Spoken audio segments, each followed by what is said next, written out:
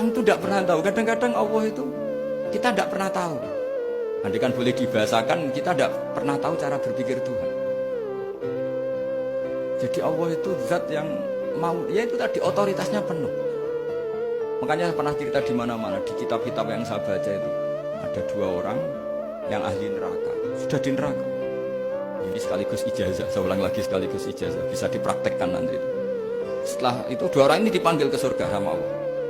Allah itu tanyanya ya aneh, enak di neraka, ya udah enak di neraka. Ya gak enak di neraka kok ditanya enak enggak, ya gak enak. Ya sudah kembali lagi ke neraka, lari kencang-kencang, lari menuju neraka, lari. Sama Allah dipanggil lagi, loh kenapa kamu semangat? Ya Allah, saya ini kapok, saya ini trauma. Dulu ketika engkau perintah, saya ini lelet sekali. Disuruh sholat lelet, disuruh zakat lelet. Maka ini dengan perintah saya semangat supaya nggak ngulang kesalahan yang sama. Akhirnya sama Allah dipanggil, ya sudah di surga aja, di surga. Karena semangat lari menuju neraka. Maka ini ijazah nanti kalau di mahsyar ya, kamu dipanggil, ayo masuk neraka, harus apa? Semangat, semangat, harus semangat. Oke Gusti, semangat. Lah repotnya kalau nggak dipanggil lagi. Akhirnya barokahnya semangat itu dia di surga. Kita tidak pernah tahu cara berpikir Tuhan, nanti kan boleh dibahasakan seperti itu.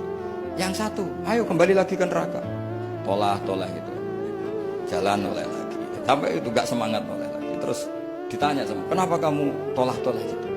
Saya tidak pernah ngira ya Allah, ketika engkau panggil di surga, kemudian engkau kembalikan lagi ke neraka.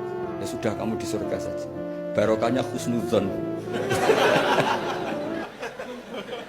Jadi Tuhan itu unik.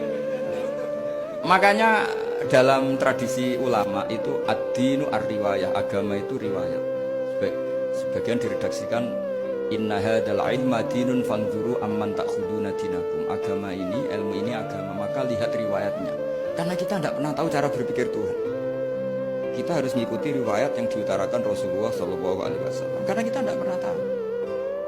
Kayak tadi ada orang diinjek, kita mesti kan terprovokasi ingin bela yang sujud menyalahkan yang injek. Tapi ketika yang sujud mencatut nama Tuhan, Allah tidak akan memaafkan kamu. Itu Tuhan tersinggung karena sifatnya direduksi satu, diambil satu, disembunyikan satu. Loh, ada kan dia begini mungkin malah Allah maklumi. Saya tidak akan maafkan kamu. Enggak apa-apa Allah, kan saya. Kan tidak mencatut namanya Allah. Selama hidup saya tidak akan maafkan kamu. Allah nggak akan tersinggung. Karena dia sebagai manusia tentu punya dendam, punya rasa mangkel, punya emosi. Tapi kalau ketika bilang Allah tidak akan maafkan kamu, berarti dia mencatut statusnya Allah. Dan Allah disifatkan hanya satu dari sifatnya Allah, yaitu hanya sifat menyiksa. Padahal Allah punya sifat memaafkan.